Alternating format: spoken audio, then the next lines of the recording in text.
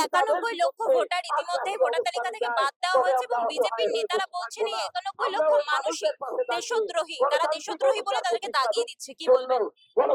দেখুন, বিজেপি তো যা কোনো কিছু বলতে পারে, যে কোনো কিছু করতে পারে। এরা আজকে মুসলিম বিদ্বেষী ছড়িয়ে মন্দির মসজিদের লড়াই করিয়ে মানুষকে বিভাজন করেছে এবং এই দেশের যে সংখ্যাগুরু হিন্দু তাদের একটা বড় মেজর একটা পোর্শনের লোকের এরা ব্রেন ওয়াশ করেছে।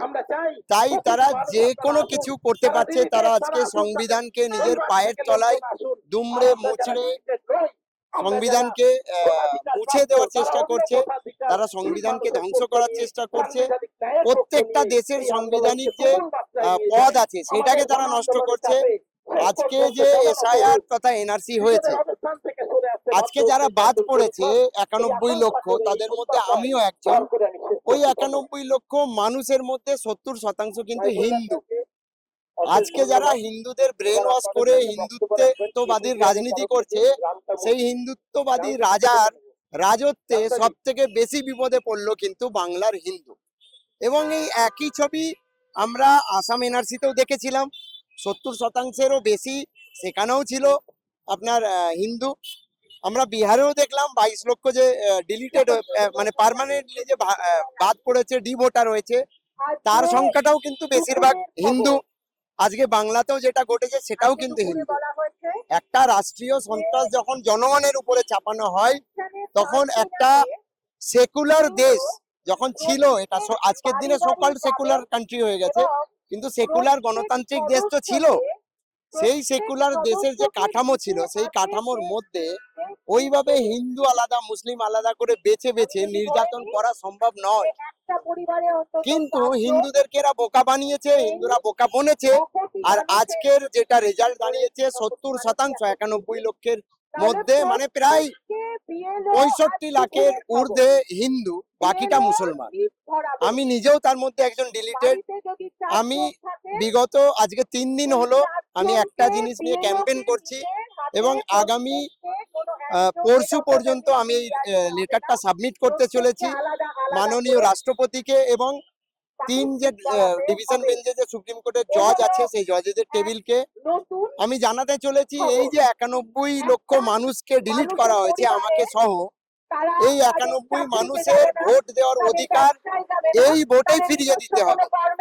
তারা যদি এই ভোটে তাদের ভোট দেওয়ার অধিকার ফিরিয়ে দিতে না পারে বা ইচ্ছা যদি না থাকে বা ফিরিয়ে যদি না দেয়, তাহলে আমি সঙ্গে সঙ্গে আরেকটা অপশন তাদের দেব যে আমি স্বেচ্ছা মৃত্যু গ্রহণ করার জন্য আপনাদের কাছে আবেদন করছি। হয় আপনারা এসআইআর বাতিল করুন, এই 91 লক্ষ মানুষকে ভোট দেওয়ার অধিকার ফিরিয়ে দিন, না হলে আমি স্বেচ্ছা মৃত্যুর দাবি করছি এবং এই স্বেচ্ছা মৃত্যুর দাবি আমার গ্রহণ করা হোক। সেটা মাননীয় রাষ্ট্রপতি এবং সুপ্রিম কোর্টের জজেরা লিখিত আমাকে জানাবে। আমি অ্যাপিল করছি সুপ্রিম কোর্টে, একটা কেস করছি। কোনো নর্মাল মুখে বলছি, মিডিয়াতে বলছি তা নয়, একটা কেস করতে চলেছি এবং রাষ্ট্রপতিকে চিঠি করছি। আজকে যদি তারা মনে করে যে তারা এই স্বৈরতান্ত্রিক শাসন চালিয়ে যাবে, তাহলে তারা বাধ্য হবে আমার মৃত্যু পরোয়ানা জারি করতে।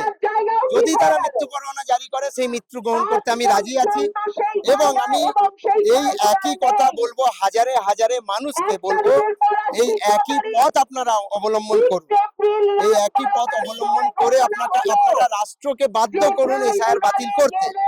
আজকে যদি একজন ফরিদুল ইসলাম শুধুমাত্র এই চিঠিটা করে, রাষ্ট্র হয়তো গুরুত্ব দেবে না, কিন্তু শয়ে শয়ে হাজারে হাজারে মানুষ যদি এই একই দাবিতে হয় ভোটাধিকার ফিরিয়ে দিন আর না হলে আমাকে স্বেচ্ছা মৃত্যুর অনুমতি দিন, এই দাবিতে যদি লড়াইটা দেওয়া যায়, তাহলে কিন্তু এরা বাধ্য হবে এসআইআর বাতিল করতে। এই বক্তব্যে দাঁড়িয়ে আজকে আমরা এই মিছিলটাও শুরু করেছি এসআইআর বাতিলের দাবিতে। আজকে আপনারা জানেন 37 দিন ধরে আমরা পাক সার্কাসে ধর্ণা চালাচ্ছি, সেই ধর্ণা মঞ্চ চলছে। কিন্তু এই যে স্বেচ্ছা মৃত্যুর দাবিটা, এটা সম্পূর্ণ আমার নিজের।